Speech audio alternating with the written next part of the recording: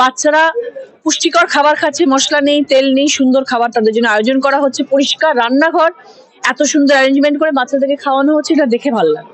এর আগে যিনি সাংসদ ছিলেন তিনি বারবার অভিযোগ করতেন যে মিড ডে মিল নাকি তৃণমূল সরকার ভালো করে খাওয়ায় না। তা আজকে আমিও তো সাংসদে এসেছি, আমি তো এই কথাটা বললাম যে ভীষণ ভালো রান্না হচ্ছে এবং আমি নিজে ওই জন্য খেলাম, যেহেতু মিড ডে মিলের স্কুলে এসেছি ওই জন্য আমি খেলাম দেখার জন্য যে যে খাবারটা বাচ্চারা খাচ্ছে খাবারটা কেমন, এবং সেটা অসাধারণ একটি ভালো খাবার, এবং এরকম খাবারই খাওয়া উচিত নিজেকে সুস্থ রাখার জন্য, তেল মশলা ছাড়া খাবার। গরম ভাত ছিল, ডালটা আমি খাই না বলে খাইনি, আর ফুলকপির ডালনা ভীষণ ভালোবাসি বলে খেয়েছি, ভাত দিয়ে খেয়েছি।